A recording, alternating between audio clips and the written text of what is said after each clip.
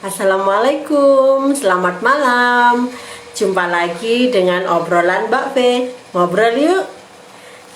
Ayah, bunda, pernahkah Anda melihat di sekeliling Anda ketika ada seseorang anak yang menangis, kemudian orang tuanya merespon dengan kata-kata, "Ah, cengeng kamu," gitu saja menangis. Atau ketika anak sedih, orang tua seringkali memberikan statement atau melabel anak sebagai gitu saja sedih, kamu harus jadi anak yang kuat, seperti itu. Atau hal-hal lain yang kita bisa lihat di sekitar kita, di mana orang tua tidak bisa memahami perasaan anak, atau ketika anak sedang mengompol bukan malah melindungi atau memberikan rasa aman dan nyaman. Akan tetapi orang tua seringkali marah ketika anak mereka mengalami ngompol dengan mengatakan hal-hal yang tidak enak didengar oleh anak. Nah, ayah bunda perlulah bagi kita untuk tahu atau mempelajari, memberikan pengetahuan kepada anak tentang perasaan mereka, agar mereka dapat mengenali emosi yang mereka rasakan. Yuk kita sama-sama belajar bareng di Proview cara atasi masalah emosi anak. Sumber kita Bunda Sofi S. Balkis, empati psikolog. Beliau adalah Certified International Trainer BSNKAN. Beliau juga seorang trainer Statement Analysis and Lie Detector. Beliau juga seorang trainer CEFT Total Healing dan CPC Terapi. Nah, malam ini Bunda Sofi sudah bergabung dengan kita. Assalamualaikum Bunda. Waalaikumsalam warahmatullahi. Selamat malam, baru datang ini. Sehat Bu? Nggak ada rapatnya itu kemarin. Undangan rapat. Yang penting sehat Bun. Oke Bunda, ini malam ini kita review tentang cara atasi masalah emosi anak. Nah, monggo Bunda untuk review di depannya tentang bagaimana perkembangan emosi anak serta tahapannya. Silakan Bunda. Baik, terima kasih. Selamat malam semuanya. Salam sehat, salam sejahtera, salam kebajikan untuk kita semua. Alhamdulillah kita dapat berjumpa virtual lewat IG Live Mbak V Channel. Ini lagi ngetop ini Mbak V Channel gitu ya, sampai dibajak. Amin. Ya, dibajak Bunda, dihilangkan akun saya tepatnya. Iya. Ya. Baik, topik ini terkait dengan parenting ya. Jadi bagaimana orang tua itu bisa menjadi pengasuh atau bisa menjadi coach. Jadi pengasuh dan coach gitu ya. Jadi kalau pengasuh itu memang menjalankan tugas untuk optimalisasi tumbuh kembang. Kalau sebagai coach atau sebagai pelatih, orang tua itu membantu anak untuk mengelola emosinya gitu ya, untuk menata ya, mengelola itu berarti menata, tapi sebelum menata dia harus mengenali emosinya, lalu dia belajar untuk dia tahu cara mengekspresikan emosi dengan tepat. Nah, kemudian dia akan mengelola itu dan akan mengendalikan, gitu, akan mengendalikan. Tapi dalam konteks ini saya mengacu pada teorinya Daniel Goleman ya, bahwa emosi itu ada lima dimensi gitu. Jadi kecerdasan emosi ya disebutnya oleh Daniel Goleman itu, seseorang yang memiliki kecerdasan emosi itu terbangun dari 5 dimensi. Pertama, self awareness. Nah, itu tadi yang Mbak Fe bilang, anak itu perlu diajari untuk mengenali emosinya. Gitu loh. Nah, orang tua yang ngajari, orang tua sebagai coach atau pelatih gitu. Supaya anaknya itu tahu, oh ini saatnya aku nggak suka, ini saatnya aku nggak nyaman, nggak enak, atau ini bikin aku jengkel, ini bikin aku marah. Nah, self awareness itu pada anak-anak perlu diajarkan untuk dia itu eh, bisa bilang gitu. Pada situasi ini kamu ngerasa apa? Paling gampang sama anak-anak itu cuma dua, Mbak. Kamu suka Ya. apa nggak suka gitu. Suka apa nggak suka. Nah, itu self awareness. Kita ngajarin mereka. Lalu eh, kata lain yang gampang untuk anak adalah eh, enak apa enggak gitu. Jadi tadi suka apa nggak suka, dua enak apa enggak gitu. Ini enak nggak sih gitu. Kamu enak nggak kalau deket ibu, atau kamu suka nggak deket ibu gitu. Atau kamu enak nggak di sekolah itu gitu. Kamu suka nggak gitu. Nah, itu kata-kata emosi yang gampang. Anak itu kan tidak punya pilihan kata emosi yang lain gitu. Gitu ya. Kalau dia sudah mulai pintar membaca atau sering lihat TV, dia akan mengenali tuh, rasa-rasa akan mengenali gitu. Kemudian kedua adalah self regulasi. Kalau sudah mengenali emosinya, dia akan mengatur emosinya, akan mengendalikan emosinya gitu. Dia akan mengekspresikan dengan tepat gitu. Jadi dia kalau nggak suka akan bilang tuh sama temennya, aku nggak suka mainanku kamu ambil gitu. Nah, ada beberapa anak kan tiba-tiba mukul temennya kan, kalau dia nggak suka Ya. barangnya temennya dipegang tuh kan langsung pukul gitu ya, atau misalkan langsung teriak gitu ya, hei kok mau ambil sih gitu ya. Nah, kita jadi anak untuk mengatakan emosinya. Sebenarnya kalau diambil mainannya itu perasaanmu gimana? Aku nggak suka mainanku diambil, itu kan punya aku, itu kan baru, itu kan dari ibu, kok diambil gitu ya. Jadi kita belajar untuk ngajari anak kita untuk menyatakan emosinya, kemudian eh, akhirnya dia bisa mengekspresikan dengan tepat gitu. Jadi cukup bilang, aku nggak suka, aku nggak nyaman, aku nggak enak, atau eh, kok gitu ya, aku kok jadi apa eh, nggak suka kalau deket sama dia. Jadinya ya aku, daripada aku marah, aku pulang aja mainan gitu. Itu berarti dia sudah mulai regulasi emosi gitu. Dia mulai meregulasi bahwa kalau situasi ini aku nggak nyaman, mending aku menjauh, mending aku menghindar gitu. Sama gitu ya, kalau kalau orang dewasa itu kan kadang menghindar dulu ya, daripada eh, sakit hati gitu ya, atau daripada tambah runyam gitu ya, mending menghindar dulu, jaga jarak gitu ya, atau apa namanya eh apa itu kan kalau coping ya, kalau di teorinya coping itu coping yang mengarah ke fokus emosi, bukan di fokus problem gitu ya.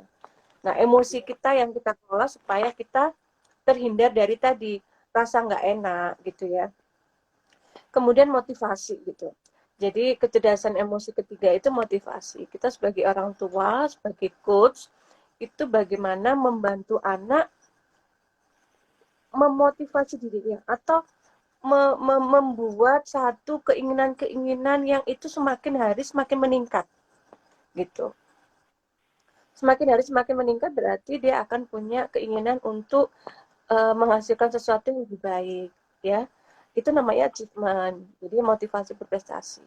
Lalu kita juga membantu anak untuk punya motivasi, punya niat yang kekeh gitu. Jadi kalau dia punya keinginan, nggak apa-apa diikuti gitu ya, asal itu tidak, misalkan kalau itu terkait dengan finansial gitu ya, aku pengen apa eh, misalkan yang aku pengen bisa itu loh, ngendalikan pesawat pesawat mainan gitu ya, misalkan kalau belum punya uang ya, oh iya bagus itu, kamu pengennya kenapa, serutnya di mana gitu ya. Nah itu jangan dipatahkan, misalkan alah itu loh harganya mahal, nggak bisa beli. Nah, itu kita perlu membantu memotivasi anak dengan misalkan, ya berdoa ya semoga itu rezeki gitu. Atau berdoa ya kita dapat hadiah itu gitu. Atau kamu uh, dapat hadiah itu gitu ya. Jadi motivasi itu dipupuk gitu. Motivasi dipupuk dengan hal-hal yang membangkitkan semangat untuk, oh ternyata ada sesuatu itu yang bisa bisa bisa jadi jalan keluar. Kalau punya keinginan misalkan berdoa, itu kan juga jalan keluar ya. kita minta apa, eh, Sang Maha Pemberi ya, kita juga mengenalkan secara spiritual ya kepada anak kita ya. Oh, minta ya semoga dapat rezeki. Kita minta sama Allah ya, semoga apa mama dapat tambahan rezeki bisa beli itu gitu ya. Misalkan anaknya pengen piknik jauh gitu ya. Waduh, apa nggak bisa kalau bayar naik pesawat gitu, bisanya naik bis. Nah, itu nggak usah dipatahkan, tapi katakan aja, iya mungkin nggak sekarang, nunggu kamu besar ya. Soalnya kalau masih kecil naik pesawat itu nanti Bu, nanti ya tunggu ya setahun 2 tahun lagi ya semoga ada rezeki ya semoga. Jadi beberapa hal itu perlu kita pupuk ya motivasi. Apalagi misalkan anak kita mau jadi petugas pemadam kebakaran misalkan. Waduh, kok gak keren gitu ya mungkin ya, mohon maaf. Mungkin kok nggak keren petugas pemadam kebakaran. Lo nggak apa-apa, kita bilang aja, oh iya bagus itu ya. Kenapa kamu pengen itu? Oh, bisa nyelamatin orang. Kayak itu loh, kayak di film kan ada tuh film yang pemadam kebakaran itu ya. Nah, dia terinspirasi ya nggak apa-apa kita bilang, oh bagus itu, iya. Oh, nggak apa-apa kamu bisa jadi petugas pemadam kebakaran, malah bagus lagi kalau kamu punya usaha itu. Siapa tahu ke depannya bisa ada usaha swasta ya pemadam kebakaran gitu ya, nggak apa-apa. Eh, ada juga yang lucu, mau jadi satpam gitu kan. Karena dia melihat satpam di sekolahnya gitu kok sangat baik ya, bantu anak kecil, parkirin mobil, ngatur lalu lintas di sekolah dan sebagainya, dia tertarik gitu ya. Kamu jadi satpam, ya jangan dipatahin, bilang aja, oh bagus, kenapa gitu. Ya karena kalau satpam itu dia rapi, dia bersihan, dia penyayang anak, lalu apa membantu temanku yang bertengkar, banyak banyak hal positif ya, itu yang kita pupuk ya, kita katakan oh bagus ya bagus satpam tuh kayak gitu ya, oh nanti kamu keren kok pakai baju satpam, bagus lagi kalau kamu jadi manajernya satpam misalkan, atau kamu punya usaha itu apa usaha untuk memecat satpam-satpam ya. Jadi itu salah satu untuk orang tua sebagai coach untuk melatih anaknya punya motivasi ya. Terus berikutnya adalah empati. Nah, kecerdasan emosi berikutnya itu ada dimensi empati. Nah, ini berarti sudah dengan others, dengan orang lain.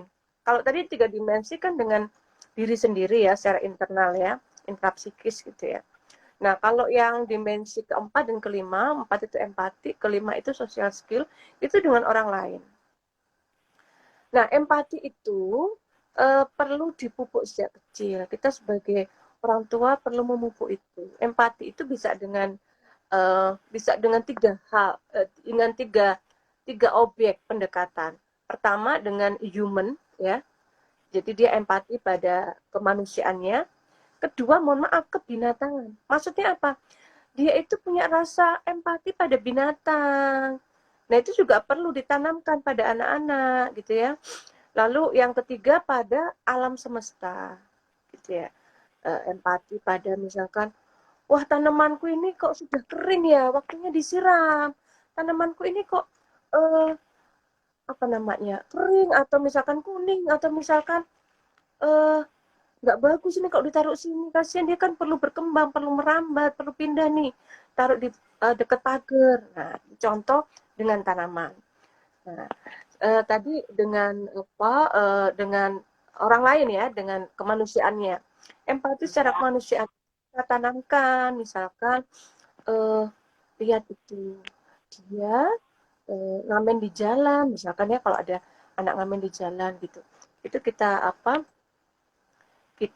ketuk emosinya gitu ya dengan kita ajak bicara, itu loh anak itu ngamen di jalan, kira-kira kenapa ya, gitu, kira-kira kenapa ya, perasaanmu gimana ya, bisa jadi mungkin bukan kasihan ya, orang tuanya merasa kasihan tapi buat dia mungkin lebih dari sekedar kasihan, tapi dia bangga, bagus itu mah, dia ngamen malah dapat uang, nanti dikasihkan ibunya. Nah kayak begitu, itu kan empati juga, tidak harus yang simpati ya. Kalau simpati yang tadi kasihan terus iba gitu kan, ikut nelongso gitu ya. Tapi kalau empati itu dia tahu persis itu apa pada posisi itu dia memahami apa yang terjadi, apa yang menjadi alasan, apa yang menjadi tujuan orang itu.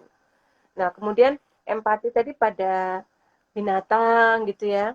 Dia lihat, aduh, kucing itu kalau di luar rumah kan dingin.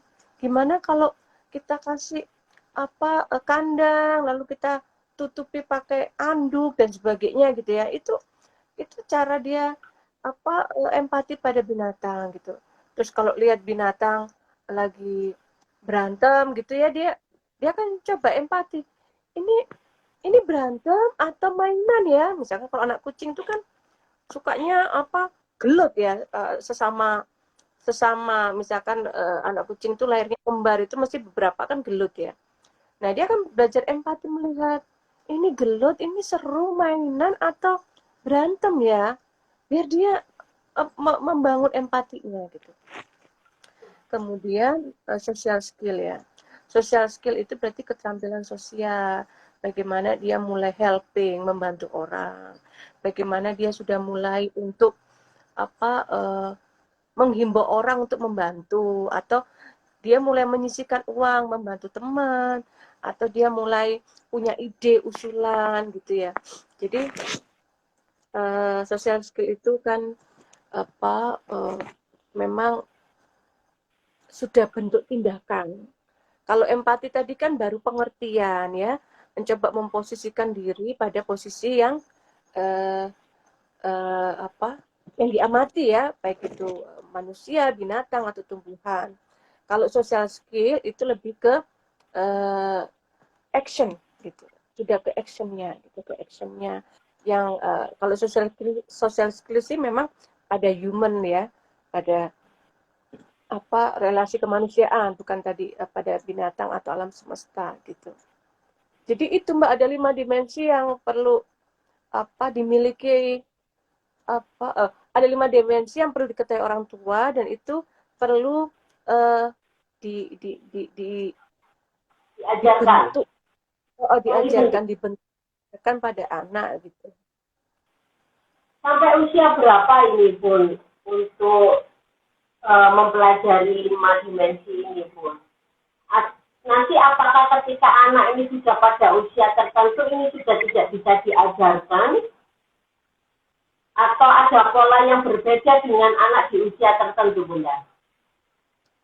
Baik, terima kasih ya, pertanyaan bagus ya. Jadi kalau eh, kalau di masa usia perkembangan ya, ada usia tertentu yang anak itu memang eh, butuh untuk otonomi, butuh untuk kemandirian, butuh untuk dia punya pemikiran sendiri gitu. Nah, pada masa tertentu pada usia ini anak akan eh, egosentris ya. Jadi setelah dia akan eh, mengacu pada dirinya gitu, mengacu pada dirinya, egosentris. Pada masa egosentris ya, egosentris dulu baru mandiri ya. Jadi ketika masa egosentris tadi, ketika rebutan mainan atau bukan rebutan ya, dia tidak mau barangnya dipegang orang lain. Bahkan adiknya pegang tuh nggak boleh, gitu kan? Ibunya pegang tuh nggak boleh. Nah, masa-masa egosentris itu kita bisa memberitahu bahwa aku cuma pengen lihat tok kok, aku cuma pengen tahu gitu. Kita sebagai orang tua ngajarinya gitu. Jadi bisa jadi temanmu itu bukan untuk ngerebut, dia cuma pengen megang, iya tapi dibawa pulang. Oh, dia pengen punya, tapi bukan untuk merebut gitu. Nah, itu egosentris. Kalau ketika mandiri biasanya dia sudah punya cara yang khas ya untuk mengekspresikan emosi. Untuk tadi, lebih baik aku pulang daripada aku terus-terusan main sama temanku, nanti aku berantem atau dia bully aku gitu. Nah, pada otonomi itu beberapa anak itu yang dibully kan kadang minta pindah sekolah ya. Nah, anak minta pindah sekolah itu berarti speak up, dia sudah mulai mau bicara daripada dia diem aja. Nah, pada usia itu dia butuh kenyamanan, butuh dia dia butuh pendapatnya dihargai. Nah, itu pada masa otonomi, biasanya SD. SD itu masa otonomi, TK itu masa tadi egosentris gitu ya. Nah, kecil kan kita ajari tuh untuk memanage emosi ya. Kemudian nanti berlanjut sepanjang usia, kalau dia sudah matang, artinya 5 dimensi itu dia sudah miliki ketika SD, enak banget. Berarti remaja sampai dewasanya itu akan terbawa, itu akan ngikut gitu, dan akan semakin matang. Dia tahu cara menghibur orang ya. Pada social skill itu termasuk sampai menghibur orang, temennya berduka atau binatangnya berduka, dia bisa menghibur gitu ya. Nah, eh, apa yang kita tengarai itu ketika remaja tapi masih marahan gitu. Remaja masih kalau berantem tonjok-tonjokan. Berarti itu ada yang nggak beres kan, ada yang belum mateng ketika tadi usia SD gitu. Nah, berarti PR-nya orang tua tambah berat kalau ketika remaja masih punya problem emosi. Tapi kalau sejak anak-anak emosinya itu kita latih untuk tadi ya mengekspresikan dengan tepat dengan kata-kata. Kalau nggak suka bilang aja. Kalau nggak enak, hati bilang. Ada lagi nggak setuju. Seringkali anak itu punya ganjelan itu karena dia nggak setuju. Aku tuh nggak setuju sebenarnya kalau ke sana ke sini atau pakai baju ini itu. Iya, anakku. Yang berani ya ke kamar mandi aja minta temeni. Ya masa ini masa masih diladeni ya sampai 7 tahun itu kan diladeni. Nah itu mengarah ke sana. Jadi sampai kapan? Ya sampai kita itu merasa bahwa 5 dimensi itu dia sudah miliki. Kalau dia sudah miliki, maka nanti akan berkembang. Kita cuma ngikut aja. Ngikut maksudnya kita ngikuti perkembangan, kita observasi gitu. Tapi kalau sampai usia remaja masih bermasalah, itu PR berat. Seringkali saya sebagai psikolog didatangi orang tua kan ketika remajanya bermasalah. Gitu. Oh, contohnya tadi mengatakan tidak setuju. Jadi waktu kecil dia nggak sempat tuh bilang nggak setuju. Dia nggak sempat bilang, nggak berani ngomong, nggak sempat bilang, aku sebenarnya nggak mau, aku nggak suka, itu nggak berani bilang gitu. Ketika remaja berani berontak. Jadi kasus-kasus yang datang ke saya itu, anak ini loh Bu, minta keluar dari pondok, dia nggak mau lagi sekolah di situ. Padahal SD-nya ya di sekolah itu bla bla bla bla gitu ya. Nah, ketika kecil dia itu anak pertama, lalu di SD-nya ditaruh di pondok, lalu ibunya ngomong adiknya 2 gitu ya. Nah, ketika remaja baru dia bolos dari pondok, dia punya teman main di luar pondok gitu ya. Nah, dia enjoy dengan teman-teman barunya gitu. Nah, kan di sini baru orang tuanya merasa apa yang salah ya? Kan saya sekolahkan sekolah agama gitu. Tapi kenapa anaknya memilih untuk pengen keluar gitu. Nah dari situ, dari konseling itu ada tergali memang dia sebenarnya butuh kedekatan emosi dengan ibunya. Anak laki-laki kan. Anak laki-laki kalau dia waktu kecil nggak deket sama ibunya, itu biasanya besarnya bermasalah gitu. Ya karena dia merasa tidak dicintai, ditaruh di pondok gitu. Jadi ketemu ibunya paling 11 kali gitu ya. Ibunya perhatian sama adik-adiknya. Dia merasa cintanya sudah tergantikan oleh adik-adiknya gitu ya. Lalu ada juga anak lagi, mohon maaf ini kebanyakan kasus anak kenakalan remaja itu kan dia nggak nakal sih, cuma butuh perhatian ya tadi ya, nggak mau sekolah. Terus ada juga yang berantem gitu sama temennya gitu ya. Jadi digarai titik ngambek koncone digibeng, Mbak. Oh, Bunda, apakah itu ada terapi khusus, Bunda, ketika kenakalan ini tidak begitu parah, Bunda? Barangkali kan ini ada orang tua yang melihat terus, wah dulu saya waktu kecil belum mengerti parenting nih, wah saya salah, ada insight dari orang tua bahwa oh ya saya salah menerapkan parenting kepada anak sehingga anak saya sekarang menjadi seperti ini. Nah, ketika ini sudah terjadi, apakah ada terapi khusus yang bisa orang tua lakukan untuk memperbaiki kesalahan mereka di masa yang sebelumnya, Bunda. Ya, ya. Saya paham ya. Jadi ketika kasusnya muncul baru belakangan ya, ketika Iya. remaja gitu ya. Ada juga yang kuliah loh. Kuliahnya Oh, keluar gitu. Jadi baru berani bilang nggak setuju atau bilang eh, apa saya istilahnya berontak ya, negatifnya berontak. Tapi sebenarnya itu adalah tadi apa keinginan untuk apa kemandirian dalam mengambil keputusan itu dihargai. Karena dulu waktu kecil mungkin keputusan-keputusannya dia atau keinginan-keinginannya dia nggak diperhatikan, dikongkon manut wae gitu. Akhirnya ketika kuliah bermasalah loh gitu, mogok istilahnya mogok ya, ada yang mogok sekolah ketika ada juga ada yang SD sudah mogok ya, SMP kuliah gitu. Nah itu terus bagaimana orang tua, terapi khususnya bagaimana? Yang pertama kali dilakukan oleh orang tua ini bisa apa terapi mandiri ya. Pertama kali adalah pemaafan diri gitu.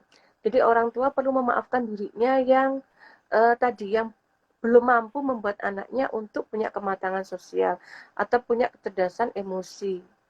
Maaf, kematangan emosi dan kecerdasan emosi. Jadi orang tuanya perlu memaafkan diri sendiri.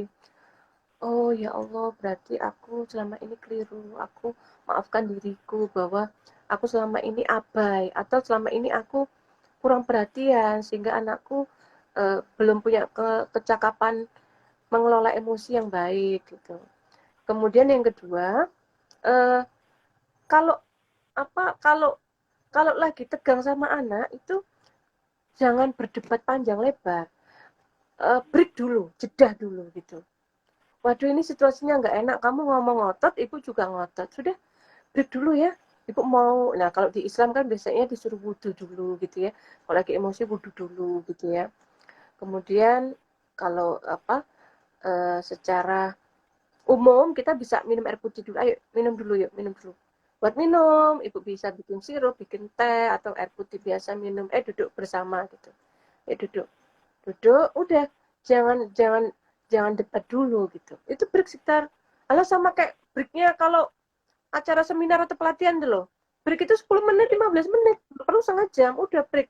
Kita nggak usah gencatan apa, ya betul ya, gencatan senjata lagi. Udah kita break dulu gitu. Nah, break dulu terus serah dia mau aktivitas apa gitu. Jadi apa ketika tegang emosi itu kan apa gelombang beta ya. Gelombang otaknya kan beta. Oh, itu bisa memicu adrenalin gitu. Akhirnya bisa berantem, bisa berantem itu. Apalagi kalau apa laki-laki loh. Ada loh anak itu sudah berani mukul ayahnya ketika besar gitu. Ketika kecil nggak berani mukul ayahnya, ketika besar berani. Apa sih ya? Aku ngomong gak dirungokno, tak antem gitu. Bisa jadi dia kayak begitu ketika dia baru beraninya tuh remaja. Baru beraninya ya, ketika aku kemarin gitu ya. sudah yang orang Kalau tuanya dia gara-gara enggak obat nyamuk. kenapa? Ada barusan ini ada kasus orang tuanya dihajar anak karena masalah obat nyamuk. Tidak di Hmm, apakah itu hmm, juga ada kesalahan orang tua di masa lalu bahwa di masa lalu itu belum ada pendidikan tentang edukasi masalah emosi ini, Bunda ya. Jadi orang tuanya sudah tua, sudah sepuh, anaknya ini dewasa. kita tengarai itu berarti memang sejak kecil itu nggak tertoto emosinya. Dikit-dikit bisa jadi solusi ya.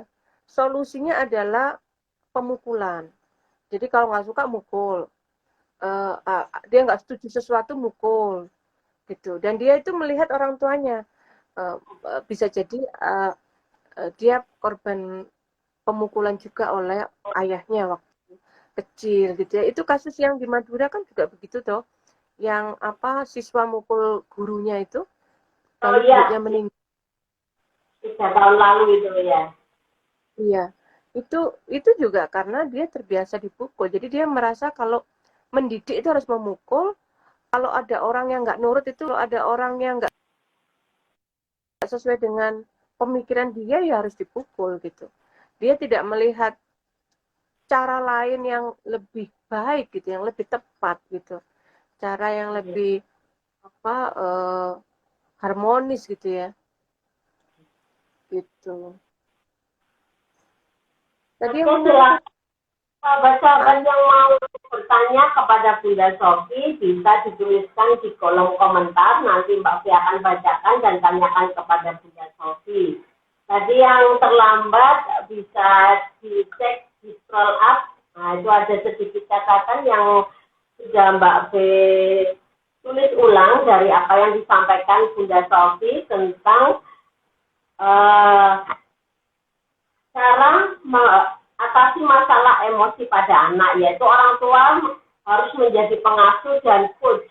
Nah, pengasuh ini untuk masalah tumbuh kembangnya, untuk coach ini bagaimana orang tua bisa mengajari, mengelola, dan mengendalikan emosi anak dengan tepat. Wah, itu salah tulis itu, ada enak dengan tepat. Nah, untuk menjadi coach tadi, orang tua mesti bikin checklist nih, ada 5 dimensi kecerdasan emosi yang harus dimiliki oleh anak. Yang pertama, self-awareness, yang kedua, self-regulasi, yang ketiga, emosi, yang keempat, empati, dan yang kelima adalah social skill. Benar ya, Bunda? Rangkumannya? Ketiga itu motivasi. Iya, ketiga motivasi. Keempat, empati, yang kelima, social skill. Ya, betul ya, Bunda? Terus untuk tahapan perkembangan dari anak-anak TK itu masih egosentris. Ini sangat lebih mudah untuk mengajari, mengendalikan, dan membimbingnya. Dan di usia SD, Bunda ya, sudah masuk usia perkembangan otonom di mana anak sudah bisa mulai protes. Nah, ini orang tua mesti menambahkan pemahaman-pemahaman tentang emosi dan bagaimana mengelola emosi tersebut sehingga anak bisa menerapkan atau beremosi secara tepat ketika menghadapi masalah tertentu. Nah, tentu lagi. Iya, Mbak. Tapi kalau di masalah remaja beda lagi, itu sudah menjadi suatu masalah baru ya, Bunda ya. Jadi itu dibutuhkan terapi emosi, baik kalau ringan bisa dilakukan terapi emosi mandiri, orang tua yang melakukan dengan pemaafan dari orang tua, dan yang dilakukan bisa break atau jeda ketika sedang berdebat dengan anak-anak yang sudah remaja, memasuki usia remaja. Atau jika mereka ini sudah uncontrol atau sudah emosinya tak terkendali, orang tua, ayah atau bunda perlu untuk meminta bantuan ke ahlinya, seperti ke psikolog, seperti Bunda Sofi ini. Bunda Sofi adalah seorang psikolog yang bisa mengatasi masalah emosi anak Anda. Jadi tidak bisa diselesaikan sendiri anak dengan orang tua. Jadi perlu ada penengah, karena di sini ada miskomunikasi antara orang tua dan anak. Jadi Bunda. Iya, Mbak. Jadi memang penengah ya, kata kuncinya adalah penengah. Kadang ketika anak sama orang tua itu tadi ya, berkelahi, sudah mulai nggak cuma bertengkar tapi berkelahi gitu ya. Atau misalkan ada tindakan anaknya ngancam bunuh diri atau minggat gitu ya. Maka itu kan sudah banget ya. Maka butuh penengah atau mediator untuk memediasi. Sehingga butuh profesional. Tapi sebenarnya tidak harus profesional psikolog atau psikoterapis ya. Bisa juga biasanya orang-orang ke guru spiritual kan, ke guru ngajinya gitu ya. Ke guru ngaji keluarga, ke guru ngajinya gitu ya. Kemudian saya lanjutkan Mbak ya. Jadi kan tips saya kan baru 2, pemaafan. Jadi orang tua perlu memaafkan dirinya sendiri dulu. Ya, berarti kan ada yang nggak tepat tuh cara pengasuhan, dari cara tadi melatih emosi gitu ya.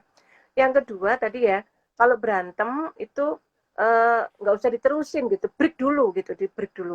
Lalu yang penting yang ketiga berarti orang tua kalau berkonflik dengan anak berarti ditengarai dia kurang punya hubungan harmonis dan intimasi pada anak. Kalau orang tuanya harmonis sama anak atau punya kedekatan intimasi itu kan mesra ya, jadi anak sama orang tua itu mesra gitu ya. Ngomongnya kalem, nggak ngotot-ngototan, nggak banter-banter, ngomongnya kalem. Dek, udah makan tak? Atau Mas, sudah makan. Ini kan suara mesra kan? Iya, Ma. Sampun, Ma. Gitu. Itu kan mesra gitu ya. Atau misalkan cipika-cipiki mau berangkat, salaman, kalau pergi kemana-mana, gandengan. Itu kan intimasi, kemesraan gitu ya. Tapi kalau berantem, kelahi, berarti kita tengarai, berarti ini hubungannya nggak harmonis dan tidak terjadi intimasi. Maka perlu dibangun tadi intimasi dan keharmonisan. Caranya adalah tidak bisa instan. Caranya nggak bisa instan. Caranya biasanya rekonsiliasi ya, kayak orang perang aja, kayak orang konflik antar rekonsiliasi konflik gitu ya. Nah, rekonsiliasinya adalah pertama, ini pakai tekniknya NLP ya. Jadi pakai teknik komunikasi ya yang diterapkan di NLP. Pertama mirroring. Jadi kalau sering konflik berarti nggak harmonis kan.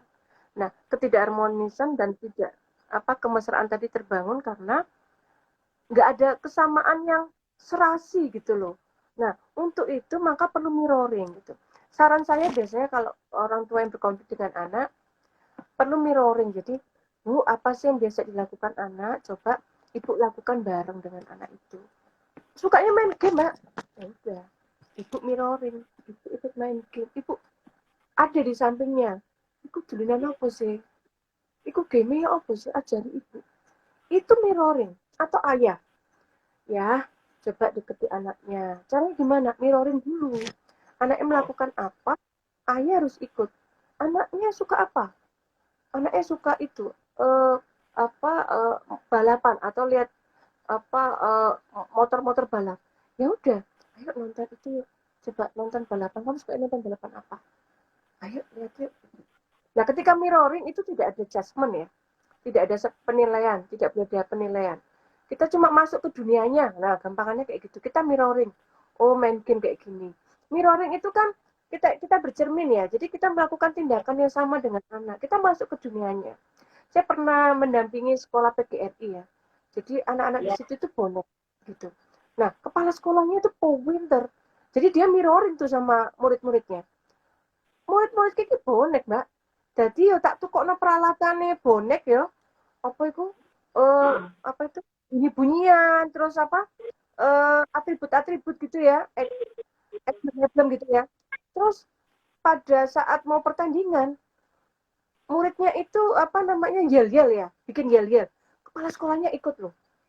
Nah, itu salah satu contoh gitu.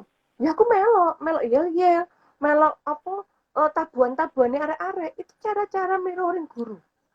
Gitu. Untuk tadi tujuannya dua, untuk membangun keharmonisan dan intimasi gitu. Ya, keakraban wis gampangan itu akrab gitu loh ya. Intimasi itu pintu masuknya adalah keakraban gitu. Harmonis itu berarti kan minim konflik ya. Jalannya serasi harmonis gitu ya. Nah, itu contoh ya membangun mirroring ya. Lalu yang kedua adalah pacing. Nah, pacing itu kalau di NLP itu kan digambarkan seperti berdansa. Nah, jadi sebenarnya yang dilakukan oleh kepala sekolah itu nggak cuma mirroring, karena dia bercermin atau masuk ke dunianya murid-muridnya, tapi dia juga sudah pacing. Kenapa? Karena dia ikut melakukan hal yang sama untuk untuk menyerasikan gerakan, untuk aktif bersama, melakukan kegiatan bersama. Ya. Jadi waktu itu kan saya usul, Bu, ini di sekolah ini kalau teman-teman putri bisa diusulkan kegiatan masak bareng. Jadi supaya guru-gurunya itu, anak-anak itu kan kadang suntuk ya sama pelajaran ya. Gurunya juga suntuk, mungkin gurunya juga tegang kalau ngajar itu serius gitu ya. Nah, Bu, ada seperti itu perlu membangun keakraban dengan siswa. Nah, itu kan intimasi. Nah, Ibu masuk dunia remaja apa? Itu. Dunia remaja itu dandan, ya udah Ibu nggak apa-apa buka kelas dandan. Tiap hari apa itu up gitu. Ayo, Ibu masuk ke dunianya. Nah, ketika melakukan make up bareng, nah, atau muridku ini Mbak suka nyebak-nyebak masakan apa misalkan sosis itu loh, jajanan-jajanan yang di kafe-kafe itu loh, yang di kedai-kedai kopi. Ya udah, berarti Ibu buat sesi masak bersama untuk makanan-makanan yang dijual di kedai yang dia bisa datangi gitu. Nah, itu sudah pacing, melakukan kegiatan kegiatan bersama-sama ya. Nah, kemudian kalau sudah mirroring, sudah pacing, maka nanti bisa leading, bisa mengarahkan. Nah, kalau nggak pernah akrab, nggak deket, Ya. terus apa tadi, selalu apa, selalu nggak setuju, orang tuanya selalu nggak setuju ya. Nggak, mama nggak suka, mama nggak setuju. Ayah ini apa lihat kamu kok kayak gini, oh di apa dijustifikasi terus atau dinilai terus gitu ya. Dia tuh nggak nyaman gitu. Ayahku kok nggak ngerti dunia aku sih, ayahku kok nggak ngerti sih gitu. Kalau anak-anak sekarang kan anu ya Korea ya. Nah, Ya. kalau anak-anak sekarang Korea kita masuk ke dunia Korea itu. Oh, pusing BTS itu sih bisa. Oh, terus apa lagi? Lagu es krim itu mana sih gitu. Nah, itu mirroring gitu. Kemudian kita ikut oh, gerakannya gitu ya. Oh, gitu. Jadi kalau kalau jadi gini, semakin kita memiliki banyak kesamaan dengan orang yang kita ajak bicara, dia kan merasa sama dengan kita, merasa apa? Ada chemistry. Loh, wong iki belum di aku. Ternyata seleranya sama. Ternyata dia bisa paham dunia aku. Ternyata dia mulai menyukai dunia aku, mulai tertarik dunia aku. Nah, ketika begitu baru kita diterima, gitu. Tapi kalau kita sering menyalahkan, sering mengatakan ketidaksetujuan atau berbeda, gitu. Wah, ibu seleranya gini, ayah seleranya gini, kamu begitu. Kita beda. Nah, itu malah dia sulit menerima eh, apa yang nanti kita harapkan pada dia. Wong kita beda kok. Gitu. Nah, sudah tadi mirroring, passingnya bagus, bisa leading kok Mbak. Nanti tiba-tiba nanti kita bisa mengarahkan gitu. Jadi apa? Ketika tadi keakraban terbangun, dia udah merasa bisa menerima kita atau kita sudah bagian dari dia gitu ya. Kalau remaja itu kan orang sebagai sahabat ya, maka nanti kita ngomong didengerin kok. Kita ngomong didengerin misalkan, besok kayaknya perlu baca buku ya. Soalnya apa? Soalnya ujiannya itu sudah mulai dekat. Mene moco ya, moco ya. Latihan soalnya gak usah bisa moco ya. Misalkan kayak begitu. Atau misalkan besok sudah mulai dikurangi ya nonton HP-nya ya atau game-nya ya karena sudah mulai ujian. Dan sambil akrab gini dia akan jawab, "Iya ya, gampang." Oke, itu udah bagus daripada alah, apa sih gak oleh main game. Nah, kalau itu kan berarti udah konflik gitu. Ya. Nah, itu contoh-contoh. Wah, banyak sekali nih tips dari Bunda bagaimana terapi mandiri orang tua yang bisa dilakukan kepada anak ketika anak ini sudah mulai bermasalah. Ya, setidaknya ini permasalahan yang ringan yang bisa diperbaiki secara mandiri. Saya ulangi karena tadi ada tambahan dari Bunda. Yang pertama, terapi mandiri. Yang pertama, orang tua melakukan pemaafan diri sendiri sebagai orang tua, di mana ketika anak pada usia tertentu, usia awal-awal itu tidak diberikan pendampingan atau pendidikan pengenalan emosi, sehingga anak tidak dapat berekspresi atau mengekspresikan emosinya secara tepat. Kemudian yang kedua, ketika orang tua sudah mengalami konflik dengan anak, sebaiknya berjeda dulu atau break sekitar 10-15 menit untuk memberikan ruang agar emosinya sama-sama reda, sehingga komunikasinya bisa lebih halus. Yang ketiga, orang tua kurang punya hubungan yang harmonis atau intimasi pada anak, sehingga disarankan kepada orang tua untuk merekonsiliasi konflik atau untuk merubah hubungan orang tua dengan anak agar terbina hubungan yang harmonis dan intimasi melalui 3 cara. Yang pertama, mirroring atau membangun keakraban ini tanpa judgement dengan cara masuk ke dunia anak. Apa yang disukai anak untuk saat ini didukunglah terlebih dahulu.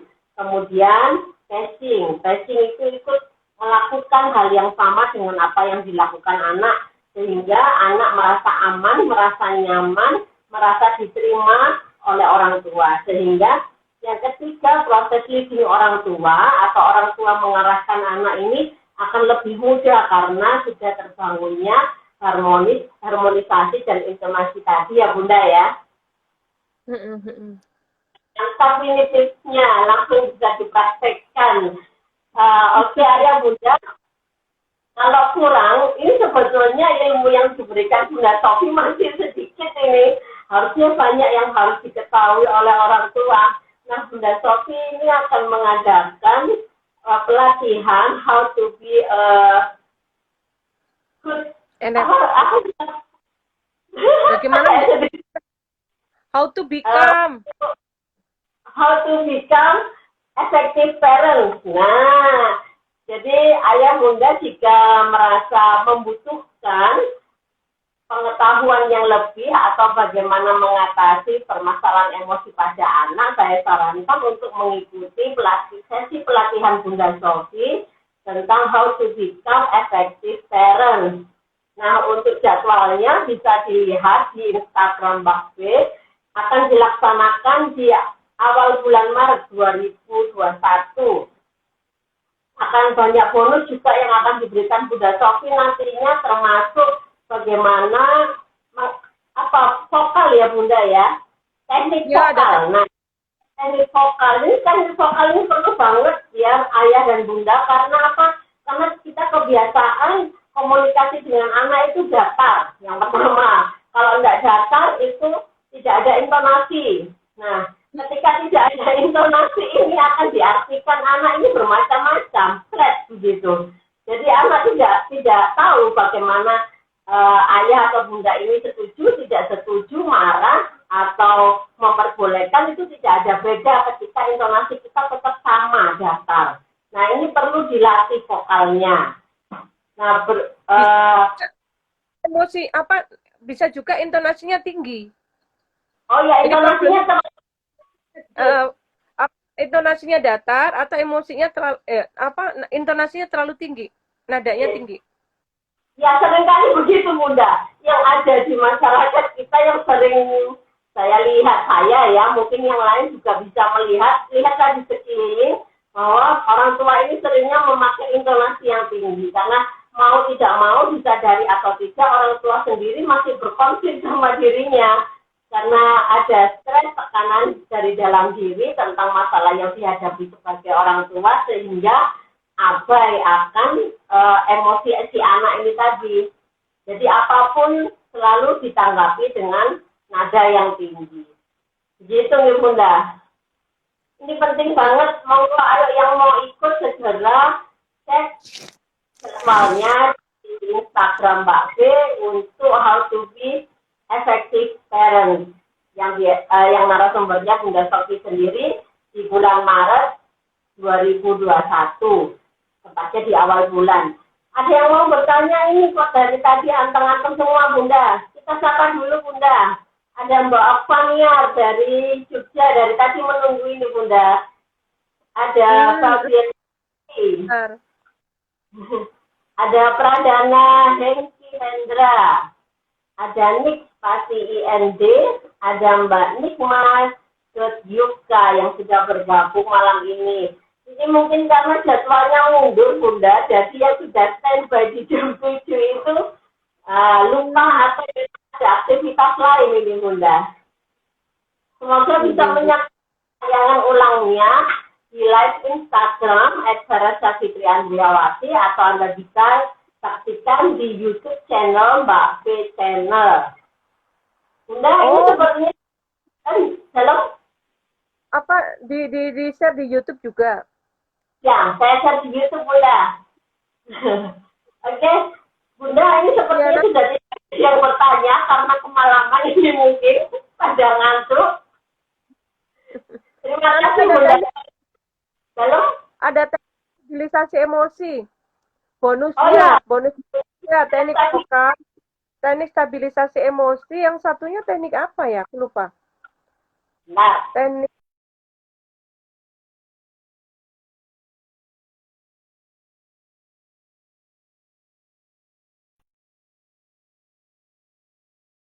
selain materi, kemudian ada bonus untuk apa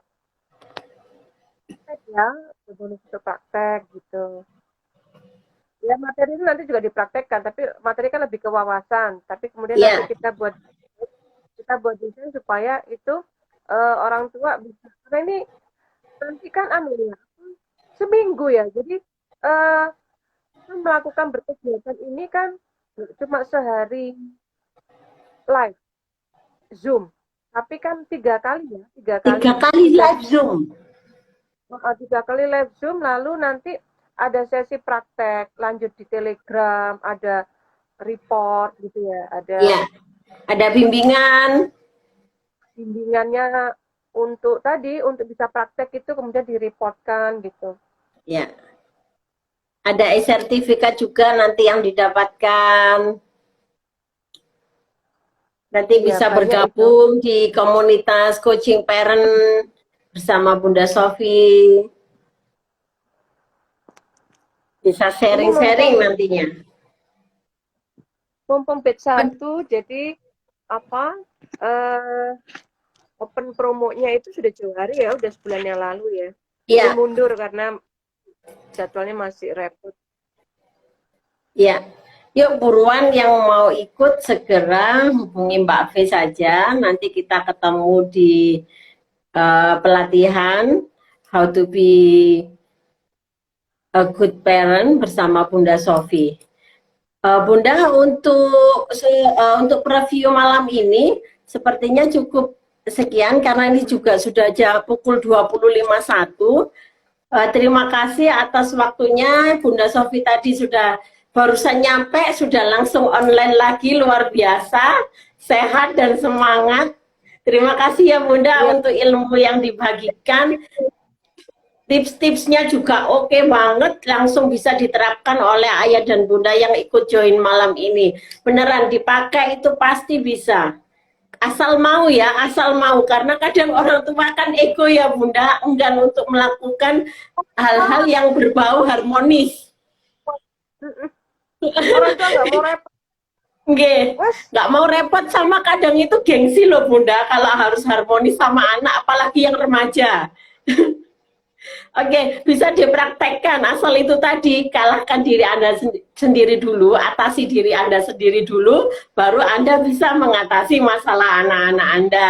Jika Anda membutuhkan pengetahuan lebih tentang bagaimana menjadi orang tua yang efektif, Anda bisa mengikuti pelatihan Bunda Sofi Balkis di Maret, awal Maret nanti bisa dilihat flyernya di Instagram Vera Syafitri Andriawati. Terima kasih Bunda untuk malam ini previewnya oke banget.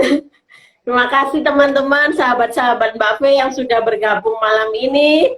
Mbak V tunggu untuk bisa join di pelatihan bersama Mbak V dan Bunda Sofi. Terima kasih. Wassalamualaikum warahmatullahi wabarakatuh. Waalaikumsalam Selamat warahmatullahi malam. Makasih wabarakatuh. Bun. Oke, Mana saya N 1 2 3.